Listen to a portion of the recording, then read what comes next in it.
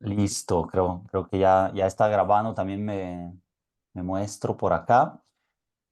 Bueno, tenemos hoy cuerpo académico, 7 de marzo, y la sesión está dedicada a comentar los informes de Oxfam, que son un poco, no un poco, son un tema recurrente de estas sesiones cada vez que salen, porque detonan bastante bien la discusión, también siempre son enérgicos, cuando menos, o revelan pues realidades fuertes. Siempre sale, o casi siempre, o a distancia de algunos meses, ¿no? Hemos visto el informe de Gerardo Esquivel, el último que comentamos a fondo era sobre México, pero normalmente tenemos informe global, hubo informes dedicados más al tema de la pandemia, que también hemos trabajado acá, pues porque el cuerpo académico es en desigualdad social, o en plural, desigualdades sociales, y pues siempre ha sido un material muy rico en ese sentido, ¿no?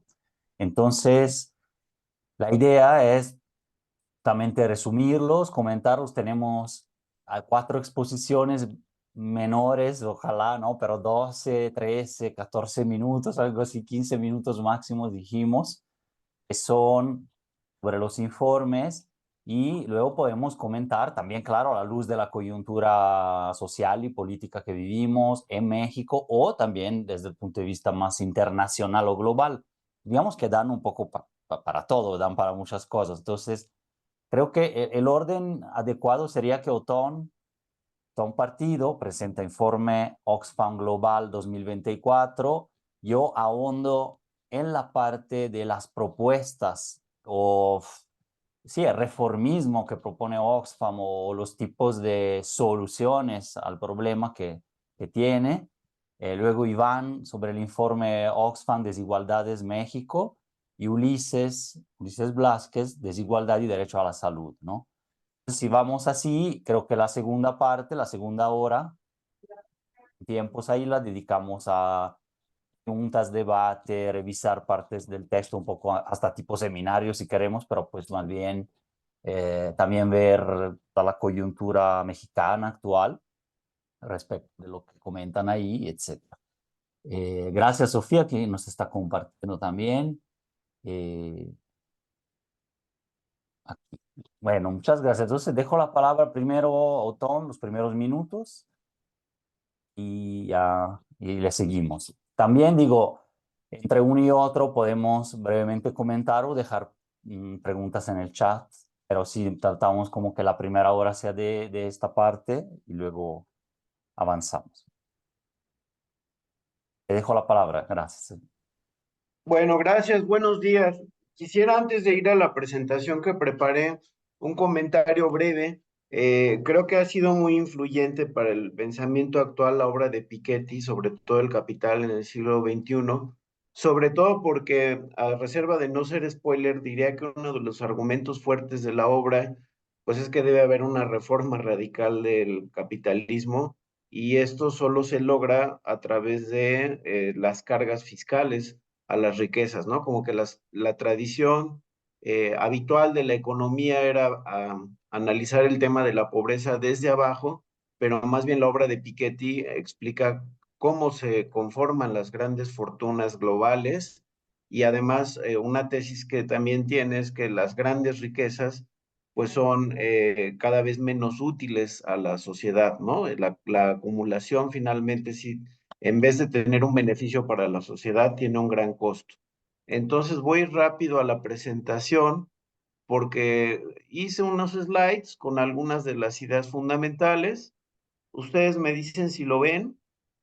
Así ya está Sí, pantalla Sí, completa, ¿no? Entonces, sí, vamos a comentar el último informe de Oxfam, que se hizo también en el contexto del Foro Económico de Davos, porque desde luego también hay una preocupación por la inminencia del cambio climático, ¿no? Entonces, lo que dice el informe de Oxfam es que desde 2000, a ver, permítanme, 20, la riqueza de los 5 más ricos se duplicó en 800.000 millones de dólares. Entonces, este ritmo de acumulación se necesitarían 230 años para erradicar la pobreza.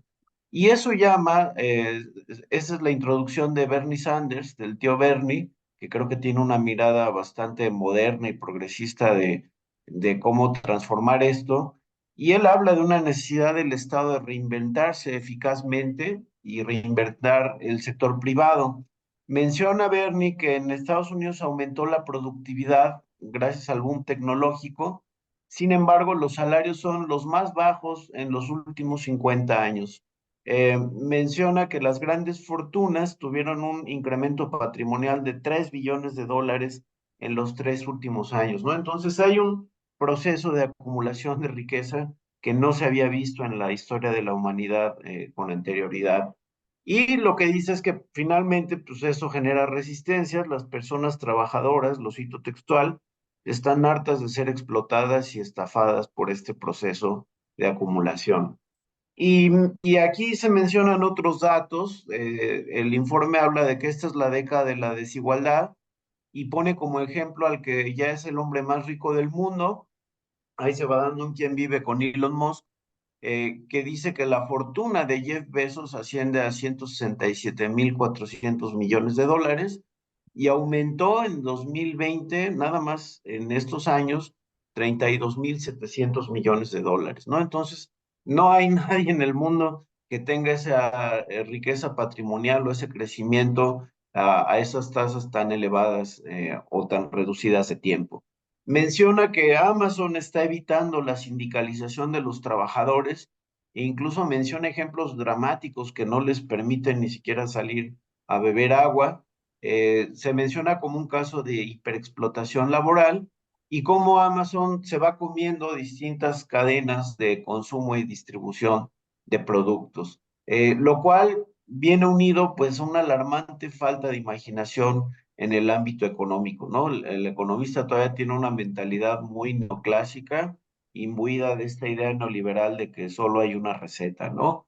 Dice, si cada uno de los 1.000 millonarios gastara 1 millón de dólares diarios, le llevaría 476 años agotar su riqueza conjunta. Entonces, acumulan una riqueza que no les da la vida para terminar de gastarla y probablemente sus 100 próximas generaciones podrían seguir siendo millonarias. Entonces, aquí se refleja un poco esta idea de Piketty de que la utilidad social de las grandes fortunas pues es decreciente. Dice, el 1% más rico de la población contamina el equivalente a 2/3 de la población, ¿no? Entonces, por eso, esta idea de responsabilizar a un pequeño consumidor del cambio climático, pues es un tanto absurdo, ¿no? Porque más bien habría que concentrarse en el sector que más contamina. Y esto refleja también una disparidad de ingresos por origen étnico, que también ahí está imbuido algo de racismo, porque las minorías étnicas ganan 15% menos en Estados Unidos y hasta 70% menos en Brasil. En el otro lado de la ecuación hay 4.800 millones de personas que son más pobres que en 2019. O sea, la pandemia del COVID también generó un fenómeno de empobrecimiento masivo. Dice, las potencias globales concentran 69% de la riqueza privada y el 1% más rico posee el 43% de los activos financieros. Entonces, toda esta concentración de riqueza tiene que ver con una concentración monopólica por empresas como las llamadas Big Pharma, que son las de 60 farmacéuticas que concentran el mercado. Creo que Ulises nos hablará con más extensión de ello. Y, por ejemplo, menciona que dos multinacionales concentran el 40% del mercado mundial de semillas, ¿no? Por ahí han salido versiones de que el tema de la guerra en Ucrania, de algún modo también tiene como trasfondo, pues que Monsanto entre a este paraíso de la producción de trigo, ¿no? De igual forma, las Big Tech, que son las grandes empresas de servicios informáticos, de redes sociales y cuestiones de este tipo, generan tres cuartas partes de los ingresos de publicidad, ¿no? En concreto, Meta, Alphabet y Amazon. Irónicamente es una crítica al Banco Mundial en el sentido de que ha apoyado la privatización de los servicios públicos, ¿no? Que es otra forma engañosa de dar un bien público, pero con fuente privada, ¿no? Como ocurrió con este tema estancias infantiles o algún esquema de privatización o de subrogación de servicios públicos, ¿no?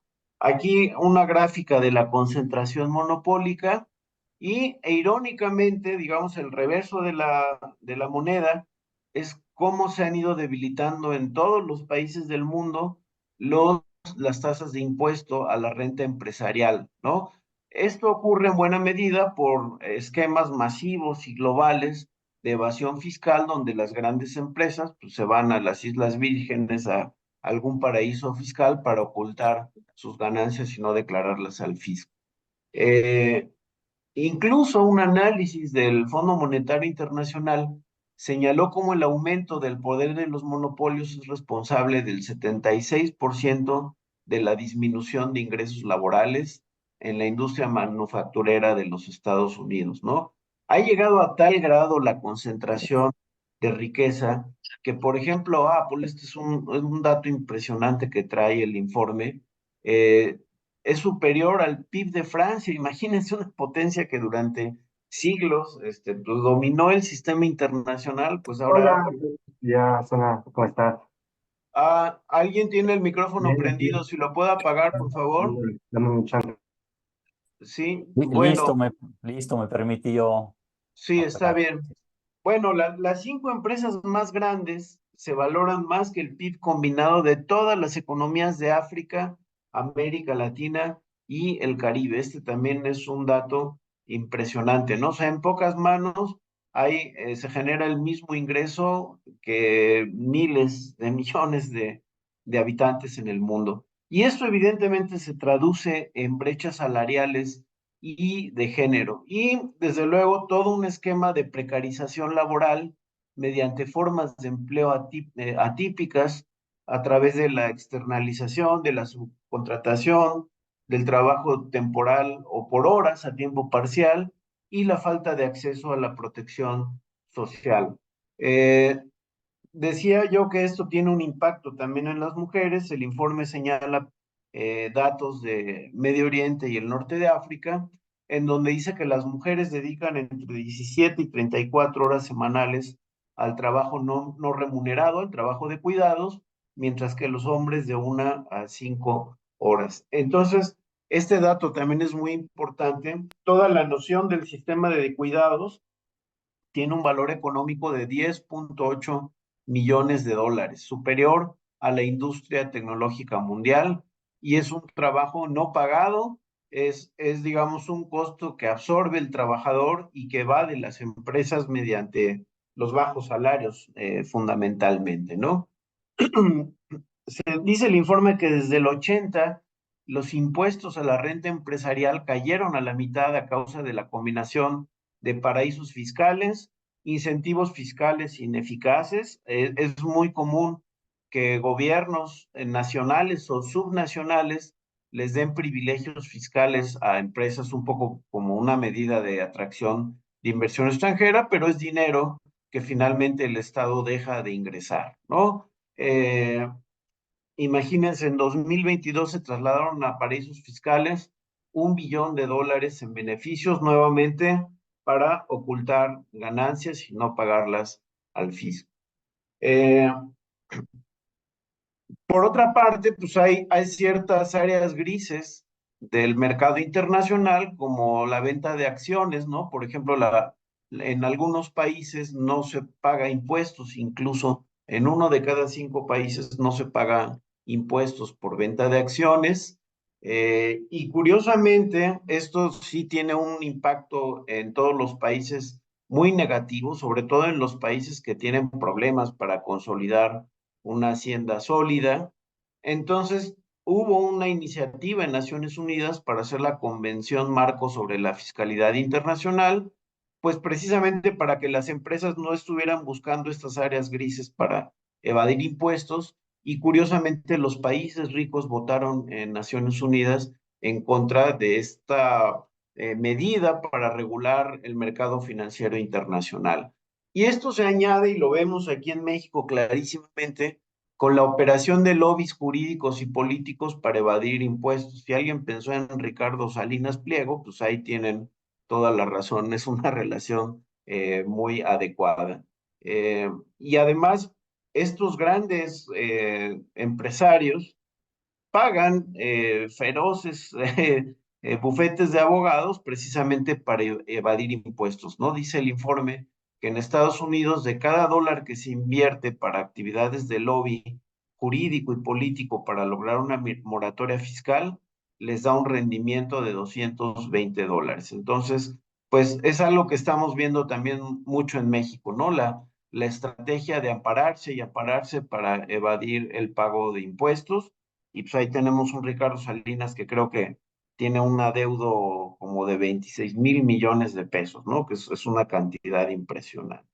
Y nuevamente el informe advierte en contra de estos esquemas de privatización de servicios públicos vía la asociación público-privada. Uno de ellos muy escandaloso que ha salido recientemente es la privatización de las cárceles, ¿no? Donde se dieron casos verdaderamente escandalosos en sexenios pasados, en donde el costo por interno en una prisión federal era de 6,000 pesos diarios, ¿no? O sea, salía más barato mandarlos a un hotel de 5 estrellas. Bueno, ya aquí voy terminando, porque esta parte entiendo que también la va a tomar Fabricio. ¿Cuál es la recomendación o algunas de las recomendaciones del informe global? Proteger y apoyar a los sindicatos, que los gobiernos emitan medidas vinculantes para fortalecer los derechos laborales de las mujeres y las minorías étnicas. Creo que todavía está muy en pañales la discusión del sistema de cuidados, a pesar de que es una necesidad imperativa. Entonces, creo que en México sería muy bueno discutir seriamente el asunto del sistema de cuidados. En el G20 que ahora dirige Brasil, se están tratando de generar esquemas como aumentar drásticamente los impuestos a las empresas y a los multimillonarios, a los milmillonarios.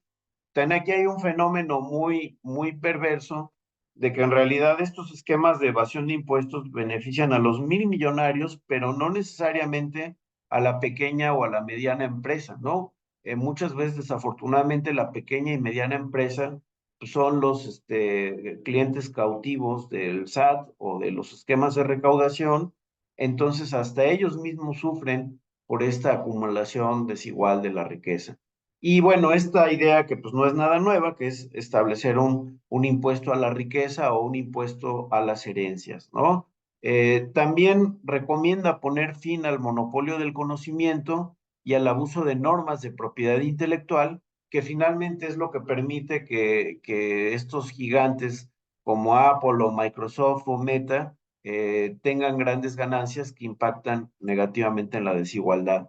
Entonces, yo aquí le dejaría y pues probablemente ya en la discusión podríamos abondar algún detalle más particular. Gracias. Gracias a ti.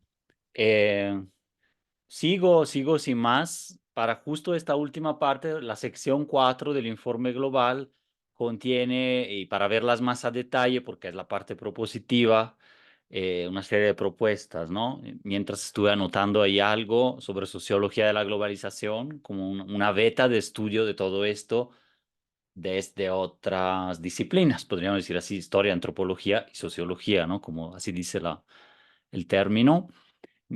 Ahorita, a ver, voy a proyectar acá. Me dicen si hay algún problema. Sería este PowerPoint. A ver si se ve grande como presentación. Bueno, si no Sí se avanza ve. o... Ajá, bueno, muchas gracias, sí. Entonces, este es la portada del informe y el capítulo 4 es este de la economía que esté al servicio de todas las personas, con diferentes propuestas que yo clasificaría desde reformismo, un reformismo socialdemócrata, podríamos decir así, hasta algunas más radicales, que sin embargo están sustentadas en algún tipo de evidencia. También lo que retoma mucho Oxfam son los ejemplos, al menos nacionales, subnacionales, regionales, del pasado o del presente, o experimentaciones que han dado cierto resultado. En general no se basa solo en programas teóricos, porque al servicio, digamos así, de la ideología de la organización, ¿no? Entonces eso me parece bien. Entonces, aunque puedan sonar algunos idealistas, ¿no? O difíciles de lograr, en realidad se basan en realidades que también el lugar de enunciación de ellos puede ser Europa, a veces puede ser el norte global, pero está muy, muy enfocado realmente también a las realidades eh, de países, digamos, del sur global o con economías distintas, podríamos decir así, sistemas distintos de los de origen, ¿no? De la organización, que sería punto, Inglaterra, Europa o Alemania, ¿no? Entonces, ¿qué propone? El aumento radical de la igualdad, déjame ver porque tengo que quitar esta, aunque sí, la barrita, debe ser la prioridad absoluta de la humanidad, ¿no? Mejorar la calidad de los datos, habla mucho de cómo poder medir y uniformar el tema de la medición, como muy importante. También menciona lo que decía Otón, una esperanza por ser Brasil el líder del G20, por lo que ha representado eh, Brasil, y en específico entiendo que es el Brasil de Lula, presidente actual, en la época anterior, ¿no? En que sí pudo reducir mucho las brechas. Y también el ODS número 10 de la ONU, ¿no? Los menciona un poco como referentes actuales para avanzar en el tema, con el objetivo de que el índice de Palma, que es una modificación del índice de desigualdad de ingresos de Gini, pero que mide, ahora sin ir en tecnicismos, ingresos totales del 10% más rico, no sea superior a los ingresos totales del 40% más pobre. Es un primer acercamiento a tener mayor igualdad. Tampoco es el estado del paraíso, pero también sugiere mucho metodológicamente en todo esto desglosar datos y a nivel nacional a veces se hace poco por género, raza y otras razones de discriminación, ¿no? Que también se me hace interesante, o sea, índices de Gini, de Palma y otros de desigualdad de ingresos por lo menos y patrimoniales, pero también por género, raza, territorios, etcétera, ¿no? Entonces ahí sería otra frontera de cómo medir para poder trabajar por lo menos y atacar el tema. Entonces hay tres, el índice de estos solo son tres, pero tiene mucho desglose, ¿no? Uno, revitalizar el Estado, son tres pasos. Regular el sector privado y reinventar el sector empresarial. En el punto uno es evidentemente keynesiano, podríamos decir entre las corrientes o neo-keynesiano, pero me parece que toma en cuenta bastante las experiencias de la historia, es decir, por eso decía que más que ideológico o hablar de corrientes, ni menciona en todo el informe keynesianismo, neoliberalismo, ni corrientes, simplemente está trabajando con buenas prácticas y, claro, con su orientación total. No es un think tank, podríamos decir así, neoliberal o, digamos, eh, de algún tipo de corriente de este tipo, pero no lo menciona en sí porque se basa mucho en los temas y las propuestas. No las voy a leer todas como tal, pero aquí tienen un esquema que va a quedar también. Eh, Claro, es retomar estratégicamente una revitalización de las funciones del Estado. Estratégicamente, es decir, ya de manera eh, amplia, pero también enfocada, es decir, con criterios para evitar errores del pasado y en donde dice que de todos modos nunca se ha ido esa presencia del Estado, en donde es el principal proveedor de servicios sociales, culturales, infraestructurales, de seguridad y también de productos, de producción global, en donde en países en desarrollo es más de la mitad y en los otros países y en promedio global es del 40%. Es decir, o sea, nunca ha salido realmente como de sectores estratégicos, por así decirlo, ¿no? Y de otros también, ¿no? Dependiendo. Entonces deben reconocer su poder y asumir una función proactiva para garantizar servicios públicos. Habla ya de los gobiernos, se mete más justo al poder ejecutivo de los países, pero un enfoque también transversal a todo esto es que si habla de los países, habla de los acuerdos regionales, pero sobre todo de acuerdos que tienen que cada vez más transversalizarse y globalizarse, al menos en acuerdos marco, en objetivos, ya sea en el seno de las Naciones Unidas o de otros mecanismos, ¿no? Porque si no, ya hay mecanismos transnacionales que impedirían llegar a una mejor distribución de la riqueza y de los ingresos eh, fácilmente si no se actúa de manera transfronteriza y transnacional también. Entonces dice que deben reconocer su poder, asumir esa función proactiva y da toda una serie de áreas de inversión estratégicas en donde ya se han dado grandes desigualdades y por eso es que las menciona, porque no solo es el ingreso, sino el acceso al transporte, a la energía, a la vivienda, a las infraestructuras públicas de todo tipo. Entonces, explorar alternativas públicas podría ser una manera, sobre todo en esos sectores propensos al poder monopólico, pero que ya se salieron totalmente de control y que por décadas, como la telefonía en México, para así decirlo, ¿no?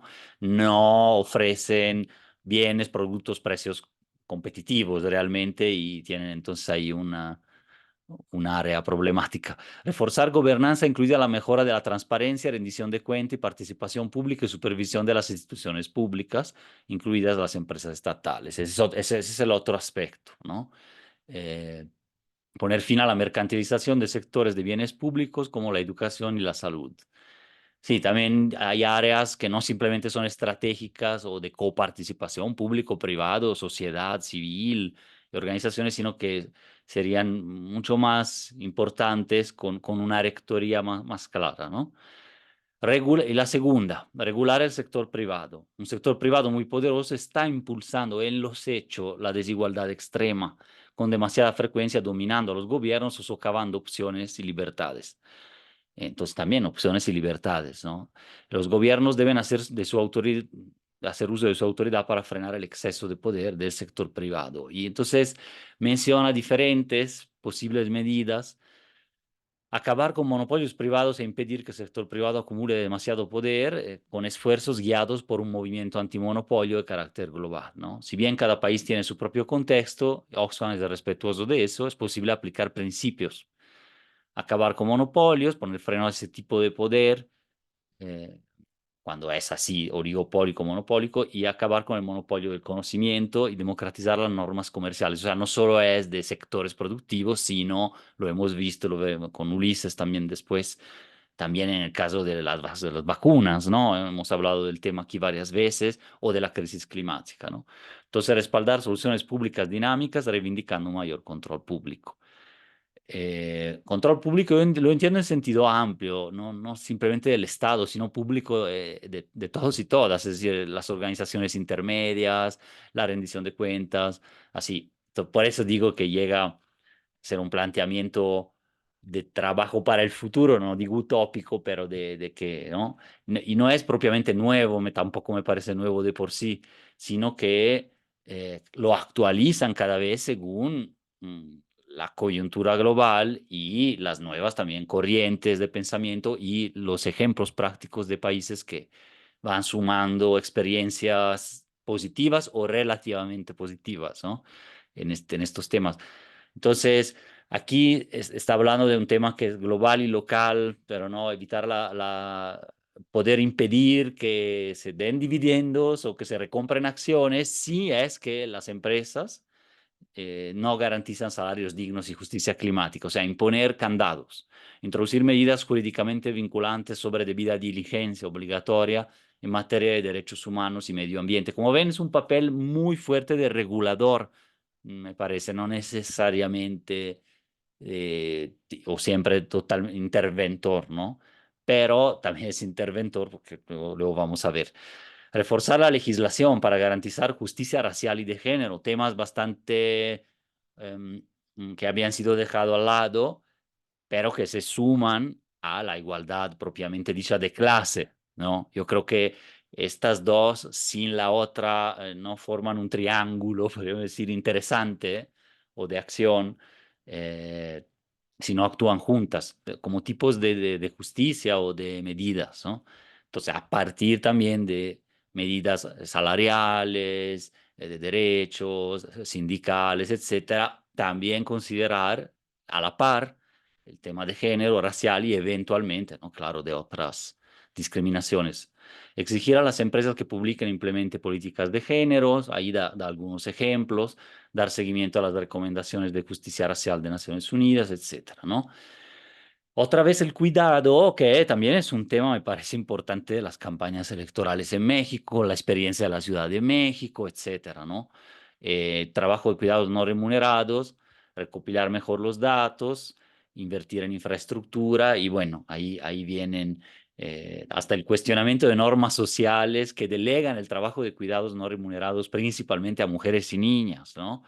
Entonces es un trabajo como a 360 grados. Apoyar y alentar a los sindicatos, eh, claro, con esos mismos criterios de arriba, yo entiendo, ¿no? Que defiendan realmente los intereses del trabajador y que tengan sus criterios democráticos y su transparencia. Limitar la remuneración de los directivos y todo tipo de brechas salariales, ¿no? Es decir, a ver si avanza, así no solo de los directivos como tal, sino también otros tipos de brechas. Eh, Aumentar drásticamente los impuestos a las personas ricas y a las grandes empresas. Aquí es todo un tema también que siempre en campañas, por ejemplo en México sobre todo, no tanto así, bueno, en mi propio país, los temas de reforma fiscal pequeños o integrales son bastante tabúes, ¿no? Pero bueno, aquí está lo que dicen desde esta organización, medidas de fiscalidad de carácter integral, permanente, a los más ricos en todos los países. Es decir, creo que habla tanto de empresas como de personas, ¿no?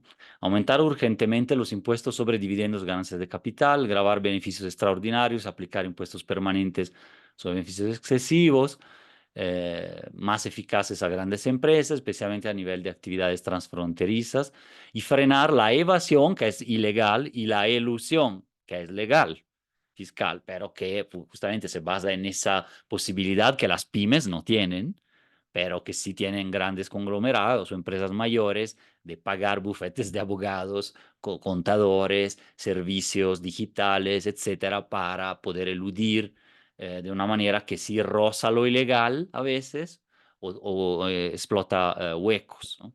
Reinventar el sector empresarial es la última, los tres.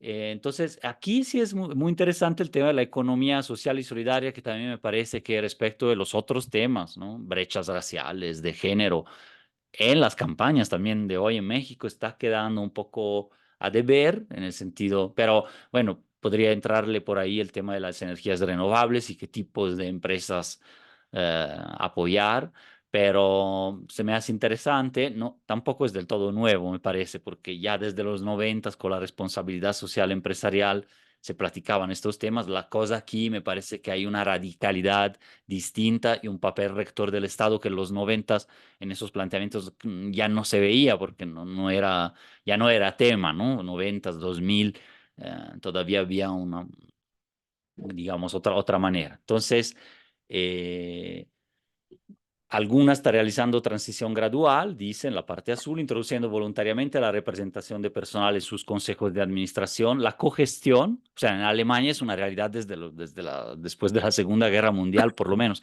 el cooperativismo, etcétera, ¿no? Entonces, pues habla de modelos de negocio híbridos y justos, con beneficios más repartidos entre las partes interesadas, capital-trabajo, básicamente, si volvemos un poco a lo mismo en lugar de concentrarse en manos de los inversores de capital, pero en que también capital y trabajo se desdibuja porque la gestión puede ser y la propiedad puede también tener múltiples formas. Entonces, poder, entonces participan en diálogo, toman decisiones y la misión también se logran objetivos sociales. Entonces, no es tan diferente de una responsabilidad social empresarial radicalizada, porque yo creo que se radicaliza aquí, entonces, con todo el contexto del informe, ¿no? Y todo lo que está diciendo antes y después, no solo en ver el modelito, digamos, de esta diapositiva. Entonces, los gobiernos pueden apoyar a los negocios alternativos o, alternativos o, digamos, solidarios o de otra forma, de esta manera. Apoyo financiero, contratación pública, incentivos, utilizar medidas fiscales, ¿no? Y finalmente, un sesgo hacia la esperanza, diría el economista, historiador Hirschman, que tenía ese libro también, El sesgo hacia la esperanza. Acabar con modelos económicos que ponen a los ricos accionistas por encima de todo y escuchar su ciudadanía, ¿no? Los líderes políticos. Pensemos también que el contexto de esto, además de lo anterior de que dijo Tony, era el foro de Davos, entonces está hablando también con un público que sí fue, parece más receptivo, pero que pues tiene ahí por ahí un camino, sobre todo en temas transversales, transnacionales y globales, difícil, y luego a nivel nacional cada quien hay equilibrios políticos, económicos y sociales muy, muy difíciles a veces de manejar para poder hacer algo de esto y cómo aterrizarlo, ¿no? Entonces, bueno, aquí la dejo. No he visto bien el tiempo, pero creo que vamos más o menos bien. Y le paso la palabra directo así a Iván y a Ulises.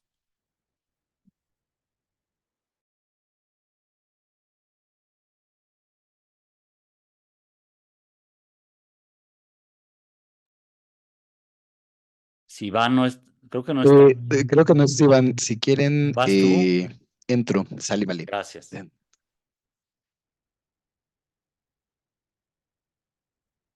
Bueno, yo les voy a hablar un poco de lo que es la salud y el campo de las desigualdades. Realmente es una situación compleja, el tema de salud y las desigualdades. Y un poco esto lo planteo desde México, o sea, 40 años intentando buscar un sistema de salud universal y al final voy a presentar un poco cómo se ven las desigualdades en términos de un tratamiento que ahora se usa mucho. Bueno, primero, México, el tema de estabilizar sus políticas y programas de salud ha sido uno de los más complejos. No tenemos un sistema que realmente garantice el derecho. Esto además se ha politizado en exceso, es decir, pasamos eh, sexenio tras sexenio que este es el mejor sistema. Y realmente el gran problema o el gran sentido de este punto es que sigue siendo una atención muy limitada, un acceso limitado en medicamentos, en tratamientos y a nivel, digamos, eh, dentro de las instituciones, el nivel de privatización, de entrega de lo que serían los insumos, la terciarización, pues ha generado además que sea más costoso para los sectores sanitarios públicos la atención. Y esto se ha dado a partir de un esquema de ir entregando hacia el sistema privado algunas cosas, lo cual en sí tiene ya un ejercicio claro. Si nosotros nos comparamos con el sistema colombiano de salud y vemos lo que pasó con esa terciarización, pues nos vamos a dar cuenta que si actualmente tenemos entre un 30 y 25% de la población que sí tiene una carencia en el acceso real a la salud. En Colombia eso es prácticamente casi el 60%, ¿no? Y ahorita justo es lo que vamos a ver. Esto es, no hay una redistribución, no hay un elemento de igualdad, al contrario, se va complejizando este elemento cada vez más. Podemos decir también que estos sistemas tienen un problema importante que ya también apuntaba Otón y Fabrizio, que es cómo se va a financiar, ¿no? Eh, durante mucho tiempo, las cuotas de los servicios de salud han sido financiadas por el tema de la seguridad social, pero aquí también tenemos como historias peculiares, ¿no? Cuando el Seguro Social compró un equipo de fútbol, ¿no? Y con eso se acabó un fondo pensionario. Y la siguiente reforma implicó que ahora el ahorro tenía que ser exclusivamente individualizado y esto le fue pegando al sector salud de la seguridad social llamado Instituto Mexicano del Seguro Social. El segundo que se requiere es el tema de impuestos, pero aquí ya hay un debate también muy importante, porque si es el impuesto a la renta o el impuesto al consumo. Y en este punto, aquí viene la parte que es básicamente cierta, es decir, el impuesto sobre la renta de las personas que trabajan ya es alto. El impuesto al consumo va a generar mayores desigualdades y realmente no se está pagando por parte de las empresas sus impuestos y sus externalidades negativas. El informe señala, por ejemplo, el caso de la minería. La minería es lo que más daños colateral hace en el corto, en el mediano y en el largo plazo. Tiene un impacto ambiental que se va a trasladar a la salud de varias generaciones, pero no paga impuestos. Es decir, se le tienen que regresar impuestos bajo esta lógica de que está creando empleos.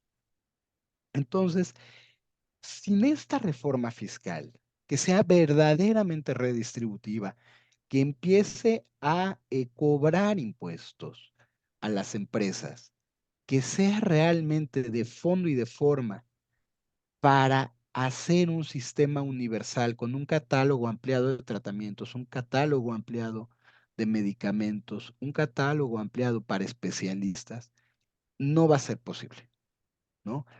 México requiere más o menos para que el sistema de salud funcione entre 2 y 4% del PIB y no llegamos al 1% en salud. Ese es el tema de lo que se habla.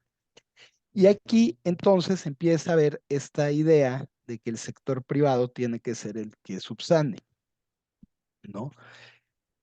Pero si empezamos, digamos, con este elemento, lo que va a terminar pasando es que la subrogación le va a costar más al Estado. Y aquí viene un problema de gestión pública y de política pública central también de las desigualdades. Nuestro sistema está tan fragmentado que son 6 grandes subsistemas. Después hay 32 subsistemas autónomos, más o menos con los que ya se han alineado al IMSS Bienestar. Esto ha bajado a 9 subsistemas autónomos, 23 coordinados. Y después tenemos esta lógica de funcionamiento público-privado, ¿no? Es decir, una lógica donde si no está tu medicamento, te doy un vale, que fue en el sexenio pasado. Y eso ya me obliga a estar ante una farmacia específica que me va a vender a un precio específico y que ahorita les voy a poner, digamos, el ejemplo con un mismo medicamento, la variación del acceso a esos elementos. Entonces, esto es uno de los problemas graves. Y nuestra realidad epidemiológica, que es lo primero que debemos de conocer, me parece que la pandemia la exhibió, la desnudó. Tenemos un país con una epidemia real de problemas crónicos. Tenemos una obesidad crónica, tenemos problemas de diabetes mellitus cada vez más grandes. ¿Por qué? Porque no hay un acceso correcto a la alimentación. Entonces, el tema de las desigualdades, el tema de la determinación social real, epidemiológica, de la epidemiología social es, la gente no solo está careciendo del acceso real a la salud, carece de una buena alimentación, carece de un medio ambiente que sea propicio para tener una buena salud, carece de un acceso al agua de forma correcta, de un buen sistema de saneamiento, es decir, de el tratamiento de las aguas ya en forma residual y de las aguas residuales de las empresas que tampoco se está pagando. Y eso va complejizando el sistema nacional de salud, nuestra realidad epidemiológica social. Después tenemos los elementos que ya van generando un elemento también de problemas oncológicos por lo mismo. Entonces, ¿qué se puede hacer para esto? Primero, pues el lado político implica sí hacer instituciones ya federalizadas en organismos. Se requiere un mandato mixto que permita realmente trabajar a la Federación de Estados y Municipios en un ejercicio verdaderamente más coordinado, pero esto sí implica que si la Secretaría de Salud no tiene elementos técnicos, no tiene las contralorías ciudadanas para evaluar, transparentar la compra y distribución de insumos en el sector salud para evitar la corrupción, que es parte de este esquema, para evitar este cabildeo feroz que están haciendo las farmacéuticas para mantener ese monopolio de los tratamientos, ese monopolio de la venta y sobre todo el monopolio de la distribución, que es donde verdaderamente se hace un negocio casi agiotista con la salud, esto no va a funcionar. Y así se ve una desigualdad. Este es un tratamiento que se llama sertralina para elementos de presión y que ahora se usa mucho.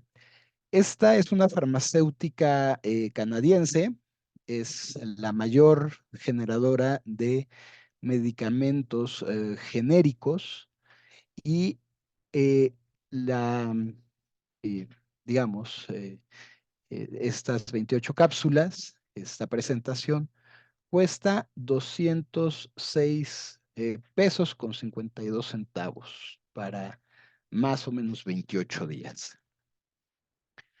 Esta es la misma, digamos, mismo tratamiento, pero ahora por una Big Pharma muy grande, de esta que tiene una vacuna contra el COVID y que se volvió muy famosa por todas las ganancias que tiene. Y ustedes se darán cuenta que pasamos de 200 pesos a 1,523 pesos con un centavo, nada más por el nombre de la farmacéutica. Y aquí tenemos, digamos, eh, otra farmacia, otro elemento de una farmacéutica muy grande de la India, que por cierto, este es el distribuidor ahorita número 1 de genéricos para el gobierno de México. Y igual, mismo tratamiento, solo tiene 2 tabletas más que las anteriores presentaciones, 651 pesos. Bueno, para ver cómo se ven las desigualdades el día de hoy, pasé a 4 farmacias y que me apareció en una página de internet en 1,523 pesos, fue el único que encontré en una farmacia en 1,800 pesos. Es decir, para una persona que requiere este tratamiento, el día de hoy en esta zona es 1,800 pesos o dejarlo de usar. ¿Por qué las personas se enferman? Bueno, una razón es que el mercado no da la solución.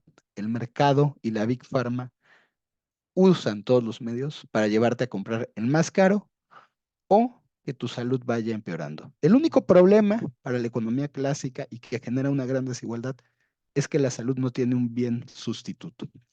Y con esto eh, cedo la palabra luego a Iván. Gracias, Ulises. Iván, ya volvió la luz en sentido metafórico y también eléctrica para que puedas intervenir.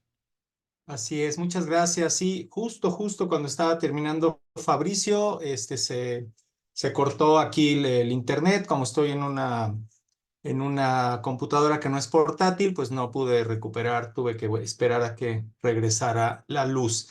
Y no sé si comparto pantalla para ver la presentación que tengo. Denme un segundito. La voy a poner aquí. ¿Y dónde estoy? Déjenme ver. ¿Dónde comparto pantalla? Un segundo. Oh, a ver. Un segundo. Ya estoy aquí. No sé si ya la ven. Sí. ¿Sí? Sí, ¿Ya ven la pantalla? sí, Sí, ya se Sí, ve. ok. Bueno, voy a ser muy rápido en la línea y en la tónica de lo que ya comentó Otón y Fabricio. El informe de Oxfam sobre México está centrado en lo que ellos le llaman el poder corporativo. A diferencia de otras a diferencia del informe, por ejemplo, de 2014, perdón, aquí estaba pensando mi computador. ¿Sí me escuchan? Sí.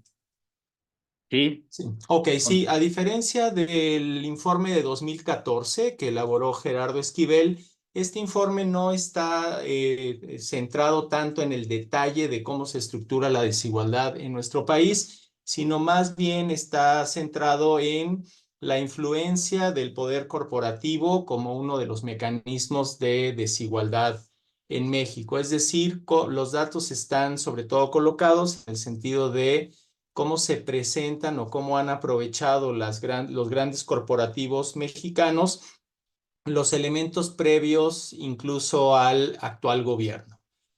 También en el informe se hace una mención muy, digamos, digamos como de pasada, podríamos decir, con respecto a las políticas de este sexenio y sobre todo a la decisión que desde mi punto de vista es de las más importantes en el sentido de ir incrementando paulatinamente el salario, los salarios mínimos y el salario en general en nuestro país y algunas otras políticas que están presentes con, digamos, con miras a ir revirtiendo sobre todo, bueno, los elementos de las políticas anteriores que fueron más restrictivas en este sentido y sobre todo con el argumento de la generación de inflación, etcétera, pues que se han ido pues contrarrestando con las políticas de este gobierno, ¿no? Entonces, como ustedes van a ver aquí en algunos extractos que hago del texto,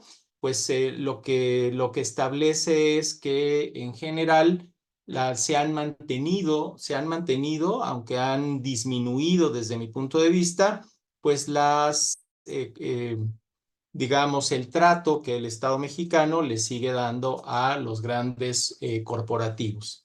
Ya lo mencionaba también, lo mencionaba Otón en el sentido de, bueno, ha habido un esfuerzo en ir, digamos, fortaleciendo la política fiscal en el sentido de que paguen impuestos los que tradicionalmente eran condonados en los sexenios anteriores, pero pues ha habido muchas resistencias. Otón mencionaba el caso de Salinas Pliego.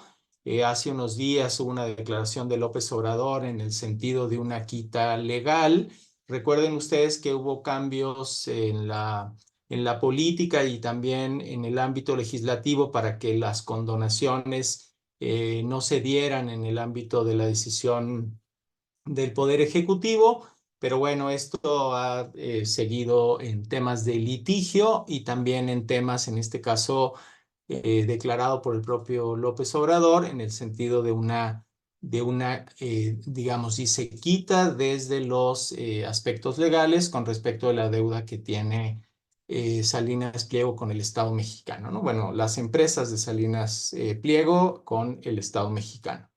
No sé por qué no quiere avanzar mi presentación, sigue pensando, pero bueno, yo les mencionaría, ¿Quieres quitar, perdón, Iván, ¿quieres quitarla y volverla a cargar? ok, va, Y ya en la página en sí, que vas y a déjenme ver ver si... cómo le hago tum, tum, tum, tum, tum. Déjenme pausar, que no me deja aquí, a ver, déjenme reanudar, a ver si me deja. Sí, qué extraño. Bueno, en fin, así pasa con estos. No, si quieres Sí, si te quieres, quito quítala. te quito lo compartido. Ahorita ya Sí, volvió a a ver, ver va de y si nuevo. quieres vuelve a Voy compartir. de nuevo, ok.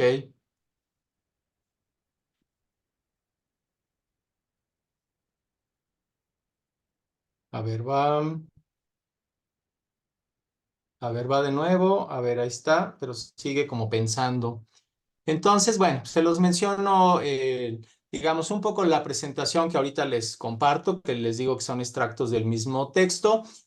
Yo mencionaría tres cosas para ir concluyendo. Una es que, digamos, del informe de 2014 al informe de 2024, aunque se ha movido digamos, la línea que era casi una línea horizontal con respecto a los incrementos del salario mínimo, que era como una de las gráficas más impactantes que tenía el informe del 2024, pues esto se ha movido, digamos, hasta incrementos sustanciales en estos últimos 5 años, ¿no? Entonces ahí yo señalaría uno de los aspectos en los que no se centra el informe, pero que sí es impactante en el sentido del cambio de la línea de política, acompañado de las otras acciones que ya conocemos en el sentido de tratar de romper el efecto focalizador e irlo moviendo hacia un efecto universal que no es completo, no está perfectamente estructurado, tiene muchos elementos diferenciadores con respecto de digamos, como ya lo mencionaba Ulises con respecto a la salud, pero que se ha generado en, digamos, en las otras áreas de la política, ¿no? Ahí ven ustedes en pantalla, espero que la estén viendo, esa línea horizontal que se mantiene desde los años 70 hasta prácticamente el 2018 con esta nueva línea de política. Y si nos vamos a lo que les decía, si quieres avanzar, tú que estás pudiendo, Fabricio, en la filmina número 6, ahí es donde tenemos algo que no ha logrado moverse, que probablemente se pueda visualizar en los próximos años, que tiene que ver con la relación capital-trabajo, ¿no? Ahí todavía las decisiones de política de los sexenios anteriores y digamos, un poco del espectro neoliberal, pues siguen favoreciendo la concentración de la riqueza sobre todo en las personas que están en los deciles más altos de ingreso y no se han movido en términos del trabajo. No les puse la gráfica anterior del informe de 2014, pero es básicamente lo que se puede mencionar, ¿no? Es decir, Ya prácticamente no se ha llegó, movido. ¿Perdón? ya llegó la número 6, ahí ya se Ah, ve. ok, Nomás que perfecto. retrasa, llega Sí, tarde, pero aquí sí, sí seguimos se ve. manteniendo en el 2022, pues una relación similar, es decir, hay digamos, prácticamente a lo mejor vamos a lograr tener unos porcentajes mayores al trabajo, pero pues sigue prevaleciendo la concentración en el capital. Y también pueden ver ustedes la línea amarilla en donde los porcentajes impositivos pues siguen siendo menores y ahí hay que tener pues un esfuerzo sustancial en las políticas fiscales redistributivas, ¿no?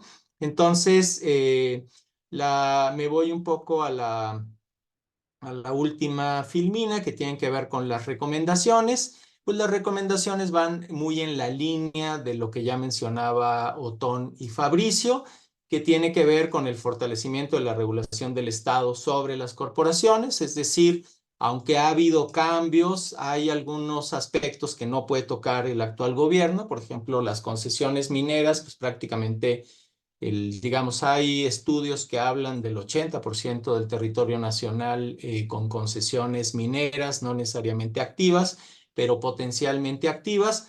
Y aunque este gobierno ha declarado públicamente que no ha dado nuevas concesiones, pues las concesiones que ya están, pues ya son un problema presente y actual en el país. Sigue mencionando el tema de los informes previos, de revisar el sistema fiscal para tener mejores niveles de recaudación. Como les decía, ha avanzado, pero perdón, me fui, ya.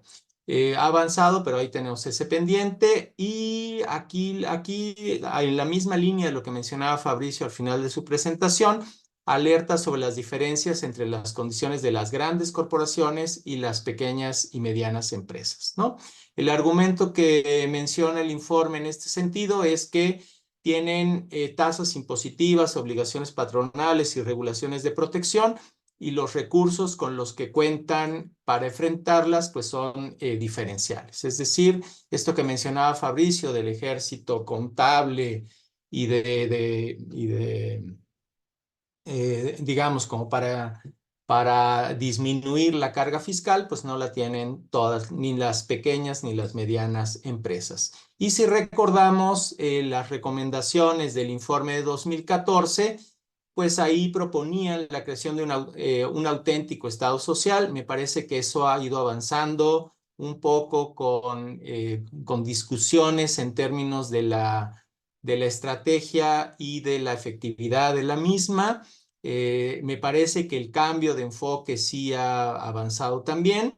La política fiscal no ha sido general, sino que se ha centrado sobre todo a los grandes evasores del pasado y que podría estar, digamos, mucho mejor estructurada, aunque en términos generales, pues sí, la recaudación fiscal ha avanzado y podríamos decir que es uno de los, digamos, de las palomitas que le podríamos poner a este gobierno.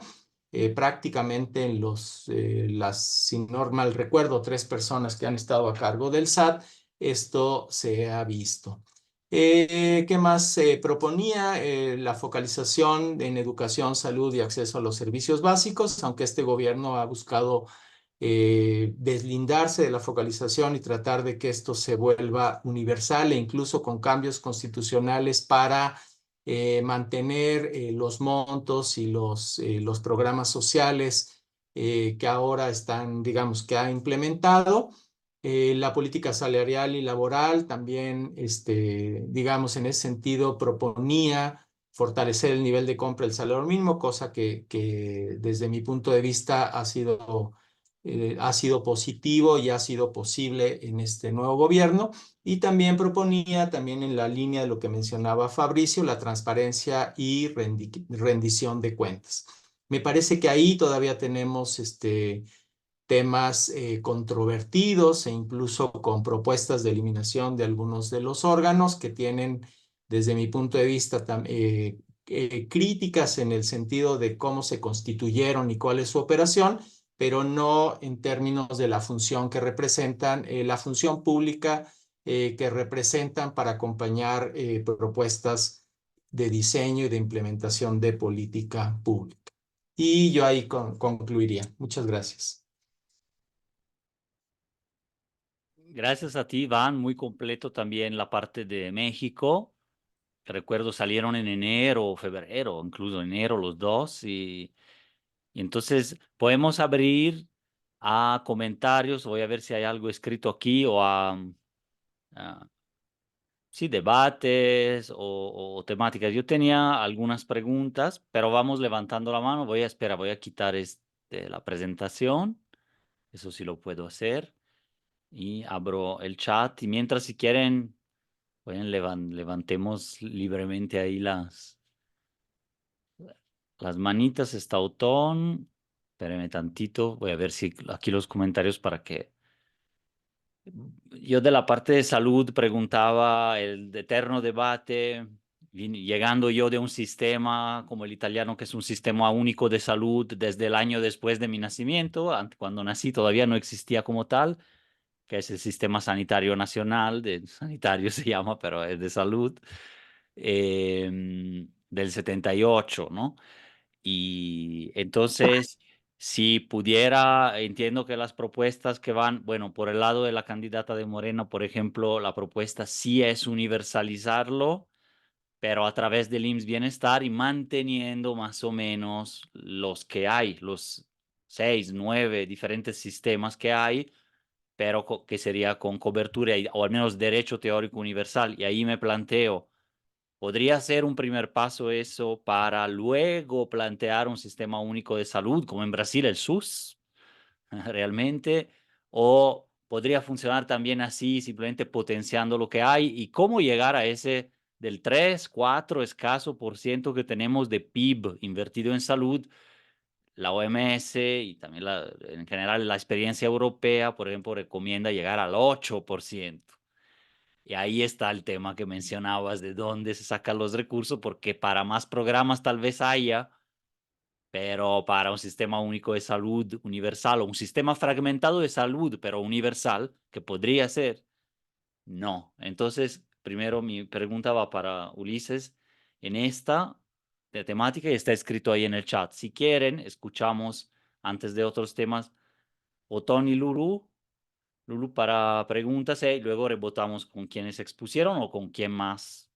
Pero por ahora yo pongo esto en la mesa, que solo es un ejemplo, salud, de al menos otras 2, 3, 4 grandes cosas que están por ahí en el tintero, ya sea en reforma constitucional o no, que es pensiones, educación, porque según sería el tema principal, educación, cultura, ciencia, que se está reivindicando ahora en el arranque, por ejemplo, y así. Entonces, todo eso ya requeriría esa famosa reforma fiscal, que no implica que pague mucho más realmente la clase trabajadora, la clase media o la clase baja incluso, sino otros sectores también y los patrimonios, ¿no? Pero bueno, luego vemos después. Esa era mi intervención. Eh, Otón, Lulú, luego dejamos quizás a Ulises la palabra para esto, para no que no pase tanto tiempo y seguimos, ¿no? Quería hacer un comentario velocísimo en el sentido de que la deuda de Salinas Pliego se pensaba que era 25,000, pero más recargos y otras cosas, como es una deuda vieja, debe más de 40,000 millones de pesos, lo que equivale al presupuesto de un estado, según información oficial. Entonces, creo que sí es importante porque no es poco dinero y también eso explica muchas resistencias de este sector a pagar sus impuestos y a cumplir con las leyes fiscales, ¿no?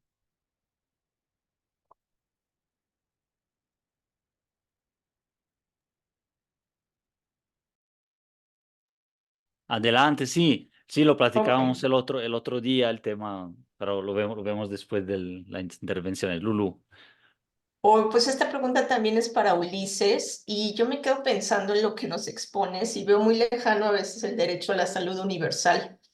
Y más porque las farmacéuticas pues es un negocio redondo, ¿no? Entonces, desde esta lógica yo pensaba qué tantas posibilidades hay que para el acceso a la salud veamos otras alternativas, digamos, desde otras perspectivas, por ejemplo, la medicina alternativa, la medicina tradicional, la herbolaria, que inclusive desde tu propia casa puedes hacer un cultivo de plantas y de ahí atender.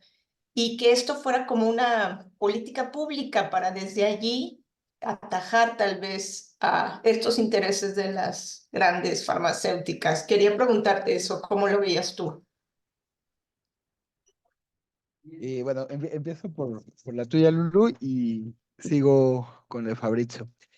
Fíjate que se ha intentado, yo tengo más o menos con, digamos, el caso de Puebla, en Sierra Norte de Puebla y en ciertas zonas de Veracruz, pero no dio como los resultados esperados, porque uno de los problemas técnicos es que también ya el nivel de contaminación, sobre todo a nivel de agua, sí ya te obliga a tener otro tipo de tratamiento. Es decir, sí ayuda sobre todo para cierto tipo de enfermedades, incluso hasta para eh, evitar una sobremedicación, pero el tema es que ya para otro tipo de tratamiento sí es muy complejo.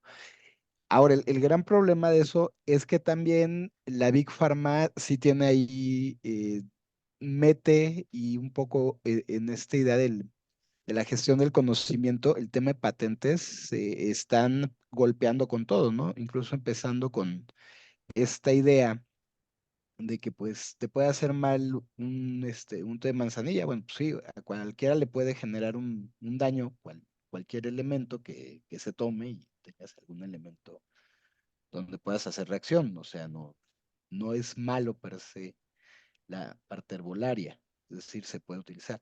Pero sí han hecho todo un lobbying para atacarlo. Pero lo que esconde detrás es no querer ver ni entender que el gran problema de salud tiene que ver con todos estos determinantes que hay atrás, como el medio ambiente, como el tema de una mala alimentación.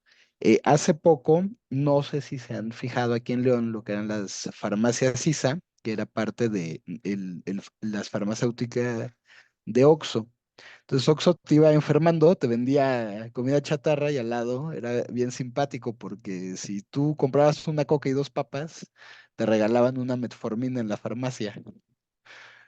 Pero ahorita ya las cerraron, o sea, ya las tuvieron que cerrar porque incluso los medicamentos que daban ya eran medicamentos caducos, ¿no? O sea, les cayó Cofepris hace de inicios de año y las han tenido que cerrar por eso. Al menos aquí en Guanajuato sí tuvieron que aplicar eso. Y creo que lo están haciendo ya en otros estados, ¿no? O sea, pero me parecía una suerte total de ironía, ¿no? O sea, pues ibas, comprabas tu refresco, tus papitas y te regalaban tu medicamento, un ciclo completamente perverso, ¿no? De la salud. Entonces sí, sí tiene esa problemática. ¿Cómo llegar a los recursos? Evitar la exención de impuestos a empresas. O sea, el primer punto y el gran problema en México, más allá de la fragmentación, que en sí mismo es un problema político, la reforma fiscal sí tiene que ser bien profunda, porque esencialmente, si estamos hablando de dotar salud a 130 millones de personas que habitan, más las personas que están en tránsito, que además sí están, digamos, contemplados en la Ley General de Salud para recibir atención, se vuelve complicado. ¿Cuál es el problema de la fragmentación? Que para llegar, digamos, a un estándar mínimo eh, de precio, se hace un ejercicio actuarial, es decir, el seguro social, si tú no tienes seguro social, te cobra. El ISSSTE, si tú llegas en emergencia y necesitas una operación de apéndice, una apendicectomía, tienes que pagar, o sea, pagas si no estás asegurado. En ISAFAM, lo mismo. Pemex ya es un caso más privatizado, porque Pemex, el sindicato ya empieza más bien a comprar seguros y solo quedan las estructuras viejitas que tenía Pemex Salud, que ya no son tantas, ¿eh? Porque esas se han ido privatizando poco a poco a Grupo Ángeles. Ahí el tema de fondo, esencialmente, es la coordinación con las entidades federativas. Yo creo que uno de los mayores problemas para llegar al sistema universal es IMSS Bienestar tiene el mismo problema de origen que el Seguro Popular. Es un catálogo muy limitado de tratamientos, es un catálogo muy limitado de medicamentos y me parece que en el caso del IMSS Bienestar hay un problema adicional, que si bien los recursos salen del ramo 33, ahora el Seguro Social tiene que pasar, digamos, la parte social o la parte que daba el gobierno federal, digamos, en esta triada que es trabajadores, empresa, el gobierno pasa su parte al IMSS Bienestar. Entonces, la propuesta realmente para la universalización en salud empieza primero por una reforma fiscal y eso sí implica evitar sobre todo este tema de exenciones de impuesto, este tema de elusión y evasión fiscal, porque de otra manera no, porque las empresas son las que están generando pues los mayores impactos, ¿no? Yo les pongo un caso de hace 25 años de aquí de la región, que es en Salamanca. Mexchem, una empresa química, tuvo un derrame, ¿no? Se tardaron 7 meses en pagar el derrame. Bueno, el día de hoy los elementos epidemiológicos, oncológicos en la zona de Salamanca se siguen pagando, ¿eh? Y todavía faltan varias generaciones con problemas. El costo de esos tratamientos oncológicos ha rebasado varias veces al seguro social. O sea, no es solo que no haya, sino hay que entender en qué zonas o en qué elementos hay. Y eso me lleva, digamos, a hacer una crítica muy dura a las dos propuestas, de al menos de las dos candidatas presenciales, porque la de Álvarez Maínez no la conozco, pero si Xóchitl Gálvez le apuesta a querer regresar al Seguro Popular, me parece un error, porque en realidad no está entendiendo la dimensión del problema, ni siquiera lo está viendo, ¿no? Ella se centra mucho en que va a haber medicamentos, sí, pero le entrega la distribución al sector privado. Y un tema es que donde más pierde el Estado no es en la compra, o sea, el Estado gana en general en la subasta en reversa medicamentos muy baratos. El único problema es que entre la farmacéutica y hacerlos llegar, el traslado es donde más pierde el Estado. O sea, pierde cantidades muy altas y es donde, pues digamos, lo voy a poner en términos no sospechosistas, pero curiosamente es donde más medicamentos se pierden, ¿no? Y curiosamente después los puedes encontrar en plataformas digitales, en mercados. Entonces hay condiciones muy, muy particulares. Y la idea de Claudia me parece que no le está sustentando propiamente, ni siquiera en la experiencia que tuvo en Ciudad de México, que por cierto debería de retomarla, ¿no? Que en Ciudad de México el tema de distribución para la complejidad de la ciudad y de que digamos, los medicamentos venían de distintas entidades, más o menos logró hacer una buena red de distribución a través de los esquemas de las alcaldías, que aquí podría ser una alternativa, que los municipios también tuvieran que apoyar a partir del traslado. Esa sería como la propuesta. Pues gracias, Ulises.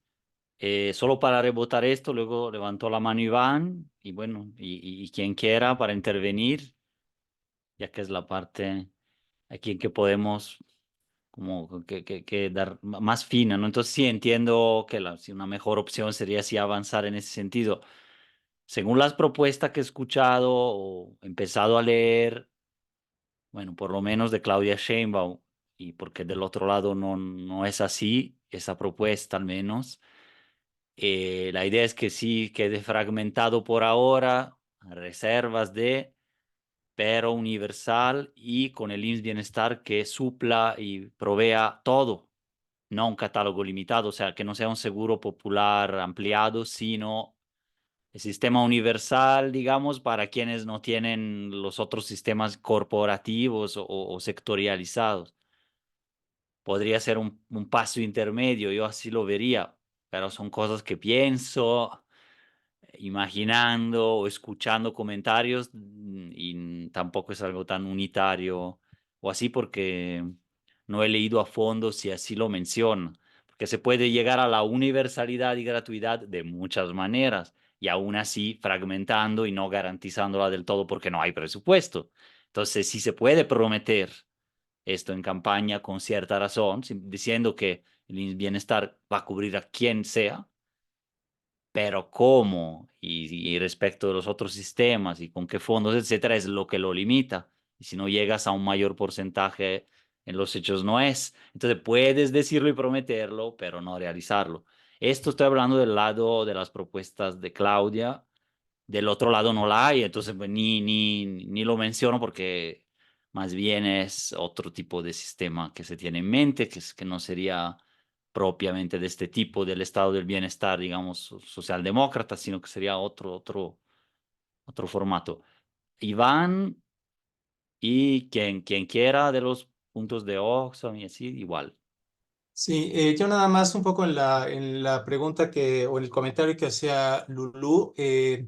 La Secretaría de Salud Federal tiene todo un sistema de recuperación de saberes populares, sobre todo de comunidades indígenas y campesinas. Ha hecho todo un esfuerzo editorial por ligar temas relacionados con la alimentación, lo que el sistema le ha llamado el sistema de la milpa, es decir, fortaleciendo los saberes tradicionales relacionados al ciclo de cultivo y también relacionados a todos los conocimientos de tratamiento de enfermedades de las comunidades campesinas e indígenas, y lo ha ido sistematizando desde digamos, la experiencia de la propia Secretaría de Salud, pero también de organizaciones sociales y las propias comunidades. Eso está sistematizado. Yo tengo por ahí varios documentos que puedo compartir a la comunidad para que les den un ojo.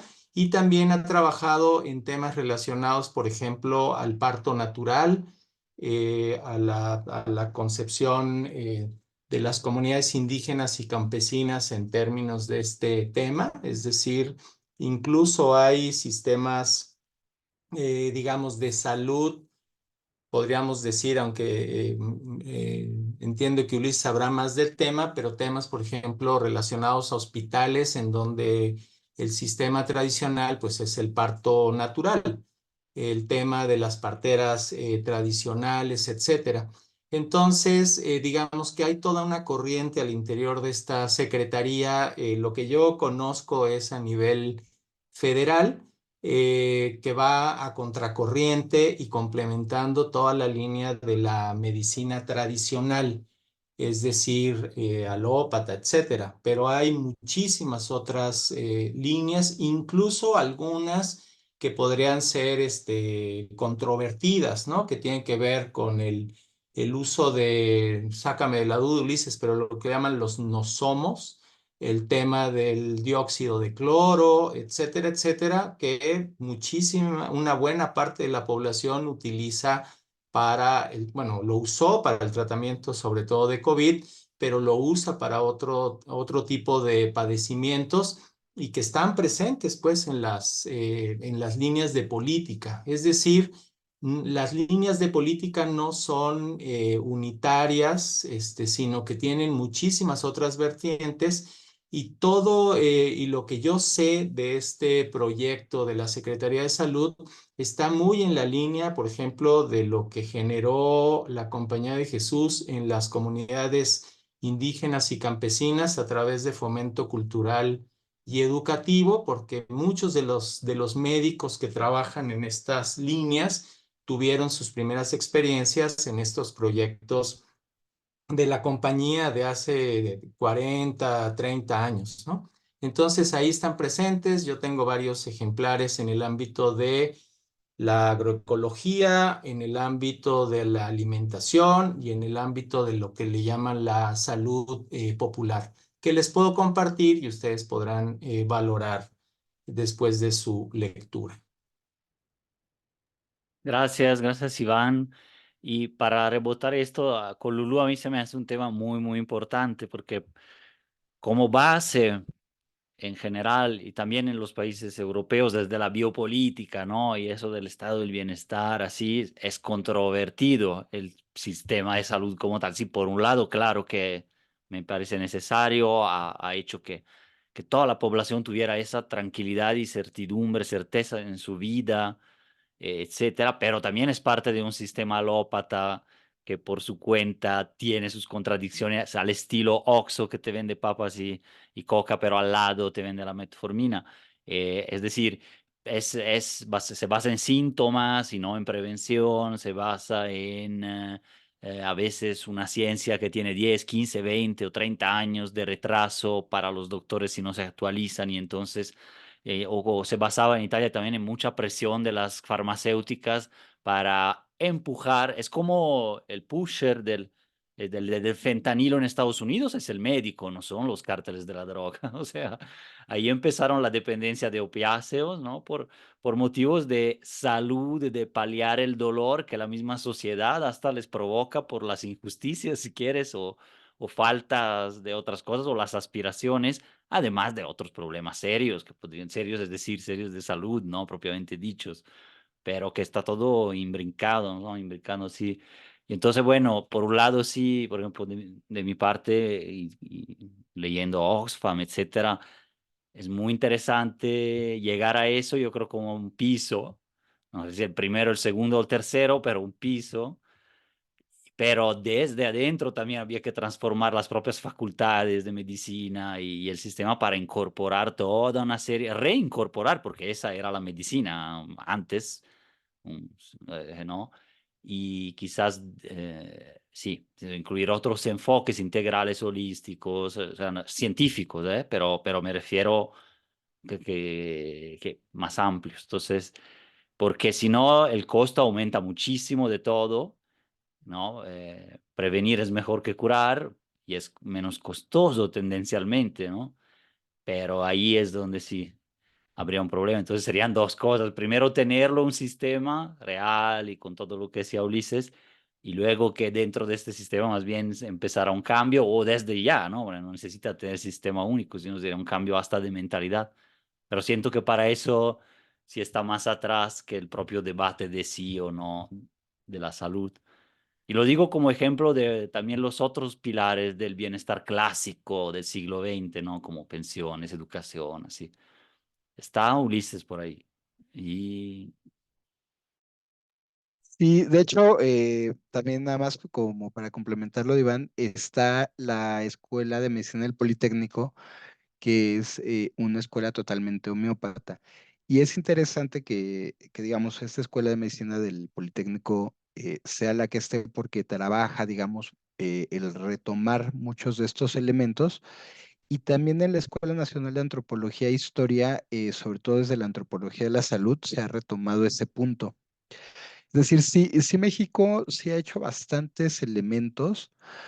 Esto también tiene un sentido de que durante por lo menos hasta más o menos mediados de los 90 se buscaba no depender de la Big Pharma, es decir, se buscaba tener como una independencia, pero bueno, los acuerdos comerciales de esa década cambió completamente el sentido, digamos, hasta de la lógica en el Politécnico por este tema que también lo menciona Oxfam de lo que es el derecho de propiedad intelectual y pues cómo, digamos, el conocimiento o esta idea de que las farmacéuticas, como invierten mucho dinero, que en realidad no es que lo inviertan, tienen que rescatar o tener una tasa de regreso a eso que invirtieron, ¿no? Y sobre eso, fíjate, Fabrizio, que el tema en el sistema universal, el gran problema en México es que todavía no llegamos a cuál tipo de sistema universal queremos. Curiosamente, las cosas más paradójicas, por ponerlo en un nombre amable, es que después de 40 años el diagnóstico ya lo tenemos, es decir, ya sabemos de qué se está enfermando el paciente. Pero el gran problema es que, digamos, el catálogo del Seguro Popular era muy limitado y era obviamente más privatizado. Y el del IMSS Bienestar es muy parecido al del Seguro Social, se llama catálogo ampliado, es decir, te atienden en base no a una enfermedad, sino a una serie de tratamientos ampliados, es decir, que es algo importante mencionar, es decir, no se te excluye por un padecimiento. Lo que se te dice es, mira, nosotros tenemos este tratamiento con estos medicamentos, ¿no? Esa es la diferencia. Algo que yo sí, digamos, he visto de las dos propuestas y que en el caso de Xochitl Gálvez no me gusta, es que ella sí entregaría a la Big Pharma el tema de medicamentos. O sea, ella sí está contemplando que el sector privado sea amo y señor de la distribución y entrega de medicamentos. Y más o menos para ir poniéndole un número a la casa, saldría más caro eso al gobierno federal porque ya no podría entrar este tema de subasta en reversa. Y en el caso de Claudia, la idea es sí buscar una idea de subasta en reversa. ¿Por qué es importante, digamos, homologar IMSS con IMSS Bienestar? Porque pueden hacer junto con el ISSSTE y SAFAM una compra más fuerte de medicamentos, pero también pueden tener una mayor homologación de tratamientos y una mayor homologación de costos actuariales, lo cual en general sí podría ser este, a la larga el Sistema Universal de Salud de México. Ahora yo, en lo personal, ya con la infraestructura, con todo lo que tiene México, yo más que voltear al sistema universal de salud, yo me iría a voltear al sistema de la Caja de Seguridad Social de Costa Rica, que me parece que realmente podría ser la alternativa. Tienes ya tres sistemas de seguridad social bien consolidados y sería ampliar el cuarto sistema de seguridad social que debería de incluir precisamente la seguridad social sobre todo para quienes no se van a poder jubilar relativamente dignamente con un sistema de salud. Y la opción es sí, no estaría mal el IMSS Bienestar, pero yo lo pensaría como cuatro sistemas de seguridad social que estén, digamos, que tengan entrelazado muy bien los tratamientos, los medicamentos. Y yo lo único que sí sumaría es ver la, ahí sí tal vez hasta un tema, pues tal vez Javier ahí nos lo podría explicar más, pero yo creo que es un tema de reforma constitucional para limitar la soberanía de las entidades federativas en el tema de salud, para que sea un tema más federal. Que eso sí ayudaría mucho más, porque el gran problema es que el tema de salud es altísimamente politizado y se vuelve prácticamente esto, pues un sentido eh, desigual, ¿no? O sea, les pongo siempre el caso muy peculiar, ¿no? Pero si tú llegas, te pones mal en Guanajuato, que no firmó con el IMSS Bienestar, no tienes IMSS, no tienes ISSSTE, no tienes ISAFAM, pero tú eres del Distrito Federal, te va a salir en un dineral, o sea, te va a salir ese momento de enfermedad y si es cirugía, bueno, pues ya te llevaste varias o sea, ya te llevaste una buena lana, ¿no? O sea, al menos, el más sencillo, 200,000 pesitos, ¿no? Y eso si fuiste al sistema público, ya si vas al privado, bueno, empiécenle a multiplicar, ¿no? Por los días de estancia, por la noche de hotel hospitalario, porque eso se vuelve, ¿no? A veces como un sistema de hotelería hospitalario donde pues también no necesariamente es que te den la mejor atención. Listo. Gracias, Ulises. Y para rematar un poco, mientras si hay otras manos y luego si no vamos a la planeación de la siguiente sesión, quizás, pero si no hay más preguntas o temas ahí. Em, Aparte del tema de salud, quería yo aconsejar la lectura del libro de Viridiana Ríos, que es el No es normal, que recoge muchísimo del tema de Oxfam, pero con investigación y Big Data que ella misma maneja en bases de datos, etcétera, ya que salió la versión 2024 de No es normal, que es sobre todos los temas de desigualdad de género, etcétera, no solo salariales, entre pymes y grandes empresas transnacionales, empresas mexicanas, etcétera, que es muy, muy completo. Y la versión nueva pues incluye límites y alcances, ahora sí que de 3, 4 años, no todo, pero 4 años por lo menos completos de datos ya del gobierno actual. Entonces el balance un poco cambia, en algunos casos para bien, en otros casos para igual estancado o mal, pero es muy interesante pues en vistas de lo que vivimos, es muy interesante y claro, y una parte de lo que no lo dice solo ella, también antes Esquivel o Boltvinnik, Oxfam, etcétera, o sea, son propuestas Mazzucato en Europa, que es otra economista que llega un poco en auge en estos años, como consejeras también hasta de gobiernos, etcétera, tienen esta línea, ¿no? Más o menos, y da indicaciones muy claras, interesantes, que siento que no todas están incorporadas en planes de gobierno o propuestas, pero por ahí varias o se empiezan a discutir o están incorporadas, así, ¿no? Entonces, pues, son muchas, entonces tampoco todo puede estar ahí.